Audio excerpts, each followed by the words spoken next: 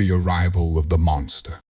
In the far side of the galaxy, where suns burned blue and the stars whispered old war songs, there existed a planet known only as Trilus 9, a quiet, dusty world used for testing weapons, training elite soldiers, and executing dangerous missions.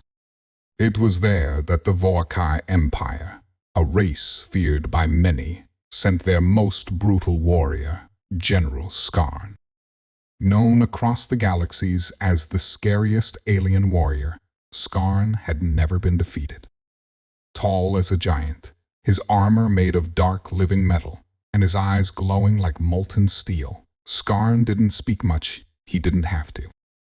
His name alone silenced battlefields. On this mission, he was told the humans were hiding something important, a rebel stronghold, or perhaps a weapon that could threaten the Vorkai fleet. But when Skarn's pod slammed into the ground, sending clouds of red dust flying into the air, he found the place strangely silent. The outpost wasn't destroyed. It was simply empty. No guards, no lasers, no traps, just metal halls filled with echoing wind and broken screens flickering with static. His heavy steps echoed as he walked deeper into the structure, ready to crush anyone hiding in the shadows. But instead of a squad of fighters or soldiers begging for mercy, he found one man, sitting alone in the center of the outpost, surrounded by crates and old machinery. The human looked strangely calm. He wasn't armed. He wasn't running. He was just sitting on a crate, looking straight at Skarn, as if he had been waiting for him. "You're late," the man said with a smirk, his voice calm, as if he was meeting an old friend and not a monster who had ended thousands of lives. Skarn narrowed his eyes, unsure whether this was a trap or some twisted joke. "Who are you?" The alien growled. The human stood up slowly, stretching his arms like he had just woken from a nap. "Name's Ray Carter, former captain, no longer in service, no longer afraid." Skarn had faced armored titans, energy beasts, and entire armies that tried to stop him, but never someone like this, someone who looked like he had already accepted death and had nothing left to lose. Ray looked thin, worn out, his jacket torn at the sleeves, and his boots dusty. But there was something in his eyes, not madness, not fear, something colder. "A decision. I came here for you," Ray said, stepping forward. "Not to win. Just to fight." Skarn laughed, a deep, metallic sound that shook the room. You came here alone to fight me." Ray nodded without blinking. "Because I don't care if I die. I've already lost everything. But if I can make a monster bleed, even once, then maybe someone out there will know you're not a god." For the first time in years, Skarn hesitated. Not because of fear, but because of confusion. This wasn't war. This wasn't survival. This was something else, a man who had given up on life, but not on meaning. He raised his arm, ready to crush Ray in seconds, but the human didn't flinch. Instead, he ducked and rolled beneath the swing, using the broken terrain to vanish into the shadows. Skarn turned, surprised at the speed. Then a blast went off, not enough to hurt him, but enough to make him stumble. Ray had planted makeshift traps, not to kill, but to distract, to frustrate. And it worked. For the next few minutes, Skarn chased the human through the outpost, striking walls, smashing doors, but never quite catching him. Ray was fast, clever, and reckless. He didn't care about pain. Every time Skarn landed a hit, Ray got back up with a bloody smile and said, "Still here." Finally, when Ray collapsed near the main power core, breathing heavily and bruised, Skarn stood over him, ready to end it. But then he stopped. Why was this human still alive? Why did he keep fighting? Skarn had ended hundreds of warriors with greater weapons and better training. But this one, broken and alone, had done something none of them ever had made the monster think. As Ray looked up at him, blood running down his face, he whispered, "That chill? That's the moment when legends start to doubt themselves." And for the first time in his long, brutal career, Skarn did. The human who wouldn't die. The sun on Trialis 9 was beginning to set, casting a deep red glow across the cracked ground as shadows stretched like claws from the wreckage of the outpost. Ray Carter lay in the dust, his body bruised, one arm possibly broken, and his vision blurred from the last blow that had sent him crashing into a wall. But he was still breathing, and that alone was something Skarn had not expected. The Vorkai general stood just a few meters away, unmoving, his towering frame watching the human with something almost like curiosity rather than fury. He had hit Ray with enough force to crush stone, yet the man had somehow rolled with the impact, avoided a fatal injury. And even now, as the blood trickled from his forehead, Ray chuckled softly, like a man who had just completed a difficult workout rather than nearly died. Skarn stepped closer, heavy boots pressing into the dirt, his voice deep and sharp like a blade as he asked, "Why do you resist? You have no army, no allies, no reason to keep standing." But Ray only raised his head, eyes locked on the alien with a fire that wouldn't go out. "You keep asking the wrong question," he said, spitting blood from his mouth. "It's not why I resist. It's why I don't quit." Skarn tilted his head, a strange sensation crawling through his mind, doubt, a rare and unwelcome visitor. This human wasn't the strongest opponent he had ever faced, nor the smartest, but something about him was different. Skarn had destroyed worlds, commanded legions, silenced resistance before it even began. Yet here was one man, a former captain stripped of rank and purpose, who refused to die quietly. Ray dragged himself to his feet, using a broken pipe for support, his breath shallow but steady, and without hesitation, he tossed a small metal sphere onto the ground, an improvised explosive that released a cloud of thick, choking smoke. In the chaos, Ray disappeared into the inner corridors of the outpost, limping, bleeding, but not stopping. Skarn followed, but not with the same confidence as before. The halls were dim, broken lights flickering, alarms still dead from the power failure, and every corner now held the potential of another trick. Ray didn't need to win, he just needed to keep moving, keep surviving, and Skarn realized that was far more dangerous than brute force. Every time he caught sight of the human, another distraction would slow him down, loose wires, sudden flashes of light, or collapsing debris carefully placed to delay. Ray had turned the abandoned base into a living maze, a place where the hunter was now being tested. And as Skarn moved through the narrow passages, he began to feel something foreign fatigue.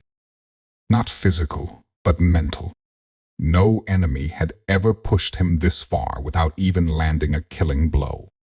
After nearly half an hour, Skarn finally cornered Ray near the communication tower ruins. The human was leaning against a metal beam, chest rising and falling like a dying engine, yet his expression hadn't changed. No fear, no begging, just that quiet, steady defiance that had started to get under Skarn's armor. "Still think this is a fight you can win?" Skarn asked, lifting his glowing blade. But Ray shook his head. "This was never about winning. This is about showing you that not all humans break.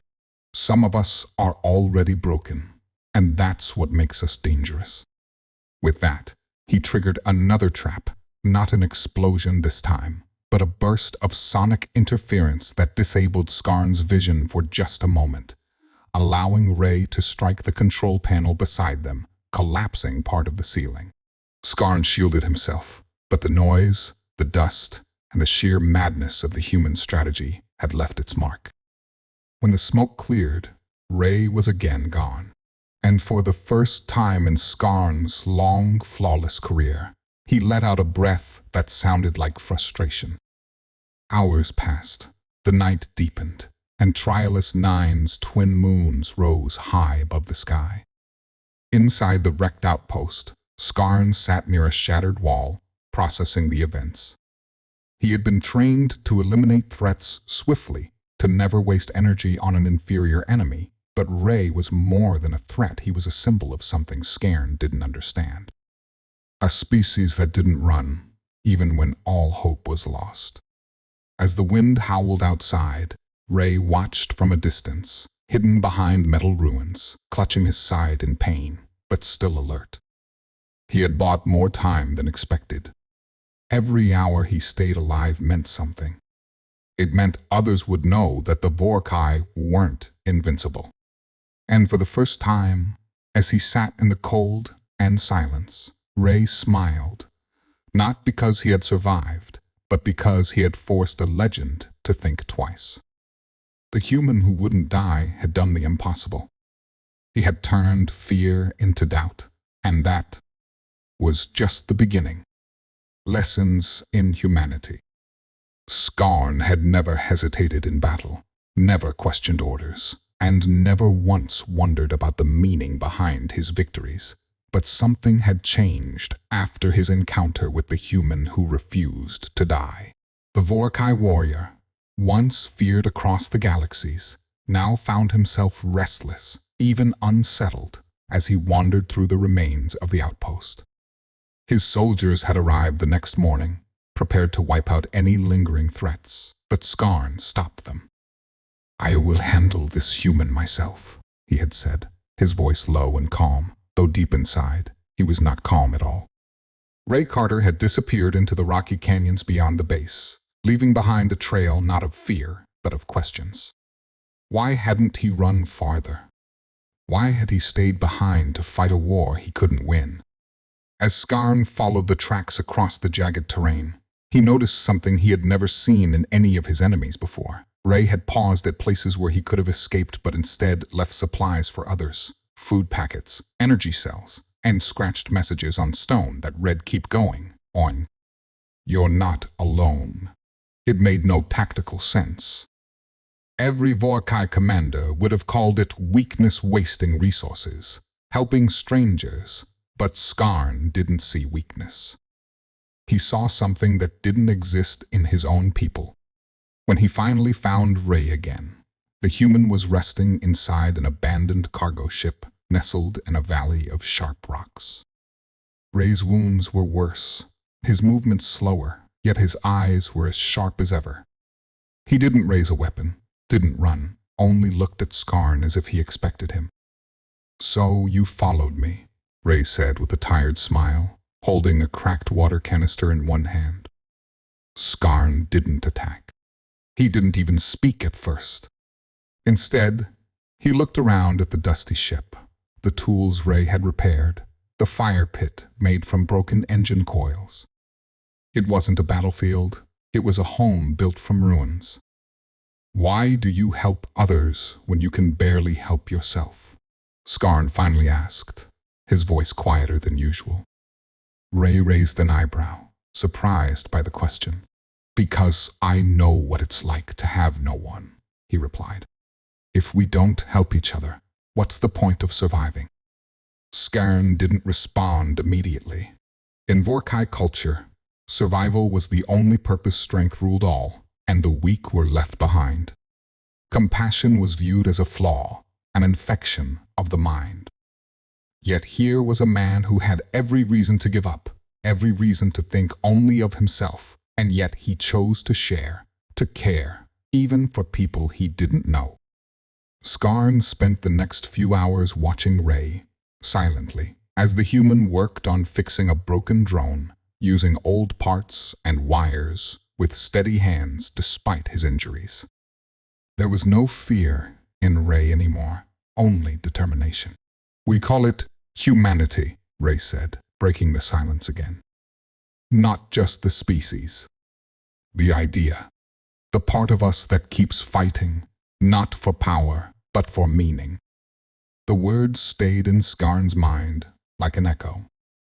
Back on his warship, he had always believed humans were fragile, chaotic, and unworthy of fear. But now he saw something far more dangerous than any weapon. He saw hope.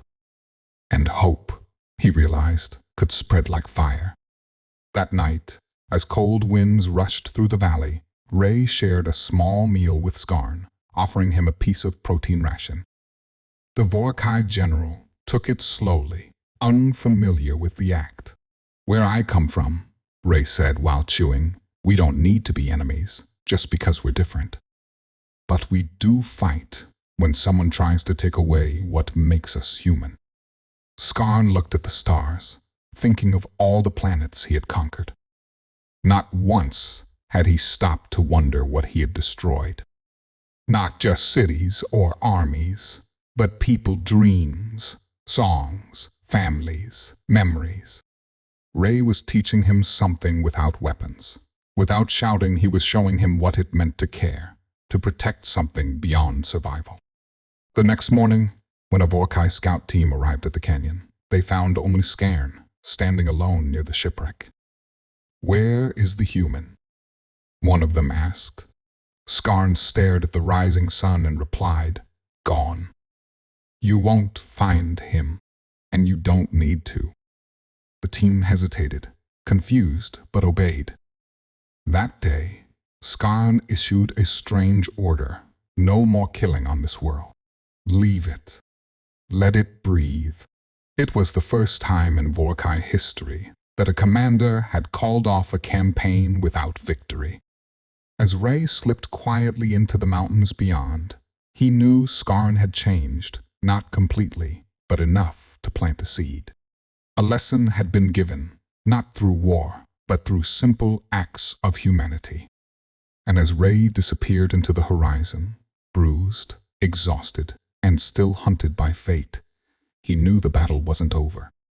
But for the first time, he had made a monster hesitate. He had taught the scariest warrior in the galaxy something no weapon could, what it truly meant to be human. Lessons in humanity. When the hunter doubts. Scarn, once the galaxy's most feared warrior, now walked with a mind filled, not with pride, but questions that refused to let him sleep. He had hunted countless enemies, won battles without blinking, crushed resistance like it meant nothing, but ever since his meeting with Ray Carter, the human who would not die, something inside him had begun to break, or perhaps shift. Days had passed since Scarn had allowed Ray to disappear into the wilds of the rocky wasteland, and instead of returning to his warship to report a false victory, he stayed behind in the silence of the canyons. His troops were growing restless, asking why the campaign had stopped, why the legendary hunter had abandoned the chase, but Scarn had no answers that made sense even to himself. He wandered the remains of burned outposts, looked at shattered helmets lying in dust, touched broken weapons that once belonged to humans, who had screamed as they died, and for the first time, he listened not to orders, not to commands, but to the silence that followed after all the killing. He remembered the way Ray had spoken, calm even when bloodied, steady even while dying, as if the human knew something Scarn had never understood. The Vorkai's world had no room for doubt. It was a weakness, a sickness, something punished by death. But now, doubt followed him like a shadow. He dreamed of faces, human faces, ones he never looked at before striking them down. He heard their cries not as noise, but as voices, each different, each real. Scarn sat on a ridge one evening, the sky above painted with stars, and wondered what it all meant. He could have ended Ray's life. He had the strength, the chance, the right, but he didn't. Why? The question haunted him. Was it pity? No, he didn't know pity. Was it respect? He didn't want to admit it. Was it fear? Not of Ray, but of what Ray represented. The idea that humanity wasn't just fragile flesh, but something deeper. A belief that couldn't be crushed by claws or burned by plasma. Meanwhile, his second-in-command, Vorak, grew suspicious. The troops were whispering. "The general is broken," they said. The human poisoned his mind. Vorak confronted Skarn, demanding clarity. "We should finish this," he growled. "Let us hunt this human down and end the story." But Skarn, without raising his voice, replied, "You wouldn't understand. Killing him won't end anything. He's already won something we cannot see." Vorak laughed bitterly, thinking the general had gone soft. But Skarn's eyes burned with a different fire, not anger, but awakening. Later that night, as Skarn returned alone to the wreckage of the ship Ray had used, he found the place abandoned but not forgotten. A small fire pit remained, still warm, and beside it, a message scratched into metal. "Truth lives in those who dare to doubt."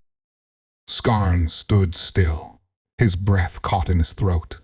Ray had left that message, not for safety, but for him. It was a challenge, a gift, a curse. It told him that strength wasn't just about surviving others. It was about surviving yourself, your beliefs, your lies. For the first time, the hunter realized he had never questioned the path he walked. Everything had been told to him: what to hate, what to destroy, what to become, but never why. And now, that one word, why, had opened a crack in his armor that no enemy ever could. He stayed by the fire the whole night, watching shadows dance and listening to the cold wind whisper truths he once ignored. The stars above seemed colder than before, more distant, but he did not look away. Somewhere out there, Ray still moved through the dark, hunted not just by enemies, but by fate itself. And Skarn, the hunter, now found himself chasing not just a man, but understanding. As dawn broke, Skarn rose with a weight on his chest, not of failure, but of realization. The galaxy was wide, war was endless, but perhaps what mattered most was not what could be conquered, but what could be learned. He turned back toward camp, unsure of what he would say, but certain of one thing: he was no longer the same warrior who had come to this planet. The hunter had changed, and with change came danger. For when a hunter begins to doubt, he stops being a weapon and starts becoming something far more powerful. A warrior changed. Skarn stood at the edge of the mountain cliff, watching the cold wind scatter ash from a battlefield long forgotten, his heart beating slower but heavier than ever before. The once fearsome alien warrior, known across galaxies for his brutal strength and merciless victories, now wore a silence around him that felt heavier than any armor. After everything, the fights, the blood, the death, he wasn't sure who he was anymore. The human, Ray Carter, had disappeared into the world below like a ghost, but his words, his stare, and his defiance echoed inside Skarn's mind louder than any war cry. Skarn's ship was ready, his soldiers waiting for orders, but he had none to give. The mission was over, not by victory or defeat, but by a choice he didn't expect to make: the choice to let a human live. That choice should have felt like failure, but it didn't. It felt like the beginning of something he couldn't explain. For the first time, he saw the galaxy not as a map of targets to destroy, but as a place filled with lives, decisions, and paths different from his own. His soldiers, still loyal but confused, whispered behind his back. Vorak had grown colder, angrier, warning that Skarn was no longer fit to lead. But Skarn ignored him. He had no answers for his crew, only questions for himself. He thought about Ray's eyes in that final moment, wounded, bleeding, but burning with a strength no weapon could crush. It wasn't hate that gave Ray power. It wasn't even survival. It was belief, something deeper, quieter, but stronger than any muscle or gun. Scarn realized he had never believed in anything except orders. He never asked why he fought, why he conquered, why he killed. But now, doubt had become his teacher, and every moment spent in silence felt like a lesson. He wandered the human ruins, not to scout, but to understand. He found drawings of families, journals filled with dreams, names carved into walls. These humans had lived, hoped, loved. They were not just enemies, they were people. The realization shook him. He had been a weapon for so long that he had forgotten how to be anything else. But now, standing in a place meant to remind him of conquest, all he felt was the weight of those he had never truly seen. One evening, as the suns fell behind the mountains, Scarn returned to the same place where he had once fought Ray. The ground was still marked by their battle. The rock cracked, the trees burned, but the wind now carried a strange peace. The message confused the High Council. They demanded he return, face trial, explain his disobedience. But Scarn had already left that life. He took a shuttle and disappeared into the stars, alone, carrying only memory and the hope of understanding more. Somewhere, deep in space, Ray Carter received a signal, a quiet ping with coordinates and a message. Ray Carter had lived through wars, betrayals, and nearly impossible survival situations, but nothing prepared him for the quiet message that blinked on his comms panel, a signal from Scarn, the alien warrior, who once hunted him across burning forests and broken cities, now asking to talk. The message came with no threat, no demand, just coordinates drifting in the black sea of space, far from any known colony or military route. Ray hesitated, his body still healing from wounds, his mind even slower to trust, but something deep inside told him this was important. He boarded an old scout ship, leaving behind the wreckage of his last battle and the few human survivors who still looked at him like a myth. As he traveled toward the location, doubts crept in. Was this a trap, or had the war truly changed the monster into something else? When he arrived, there was no ambush, no army, just a single figure standing on an abandoned outpost platform, floating above a dead moon. Scarn looked smaller without his armor, but not weaker. His presence still held the weight of 10 victories. Yet his eyes no longer burned with fury. They searched for meaning. The two stood in silence for a moment that felt like eternity. Then Scarn spoke, not in regret. He said he had seen things differently now, that Ray's defiance had shattered something inside him, something he could not put back together, even if he wanted to. Ray listened, not fully trusting, but curious, and maybe even hopeful. They spent hours talking, not like enemies, but like soldiers tired of the game they had played for too long. But peace was never simple. Unknown to both of them, a stealth drone had been tracking Ray since he left Earth's orbit, broadcasting his location back to Central Command. And when the signal showed a human meeting with a high-value alien fugitive, the brass reacted the only way they knew: send a strike team and erase the threat. Back on Earth, Commander Reese ordered a Black Ops unit to intercept, believing Ray had been captured or brainwashed. Meanwhile, across the galaxy, Vorak, the war-hungry second-in-command, Scarn had left behind, intercepted the same signal, deciding this was his chance to claim Scarn's former title by force. Now, two deadly forces raced toward the outpost, unaware of each other, but ready for war. As Ray and Scarn began to discuss the idea of spreading peace instead of war, Ray's sensors picked up incoming ships. His heart sank. "We've been found," he said, his voice tight. Scarn's eyes narrowed, scanning the skies, recognizing both the human craft and his own people's warships. "They won't talk," he muttered. "They've already decided.